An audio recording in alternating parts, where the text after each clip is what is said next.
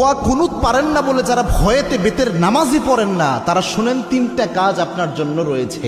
এই 3টা কাজ করলে বেতের নামাজের পরিপূর্ণ সওয়াব আপনি পেয়ে যাবেন। সুবহানাল্লাহি ওয়া বিহামদিহি। ইসলাম যে কত সহজভাবে আপনাকে সমাধান দিয়েছে কল্পনা করতে পারবেন না। এই যে বেতের নামাজে যে দোয়া কুনুতটা আমরা পড়ি, এটা কিন্তু অনেকের মুখস্থ হয় না, যার কারণে অনেক বড় দেখে অনেকে বেতের নামাজই পড়ে না যে আমি দোয়া কুনুত পারি না, আমি কি বা পড়বো। অথবা অনেকে এমন রয়েছে বেতের নামাজে দাঁড়িয়ে দোয়া কুনুতের সময় চুপ করে থাকে, একটা শব্দ করে না, এরকম আছে অনেকে। তো এরকম কোনোটাই মাধ্যমেই আপনার কিন্তু দোয়া কুনুতের যে হক এটা আদায় হচ্ছে না। এবং বেতের নামাজ এটা কিন্তু ওয়াজিব একটি নামাজ, এই নামাজকে আপনি ইচ্ছা করে ছেড়ে দিতে পারবেন না, এবং ওয়াজিব সবসময় চাইলে আপনি তরক করতে পারবেন না। এই জন্য বেতের নামাজ গুরুত্বপূর্ণ।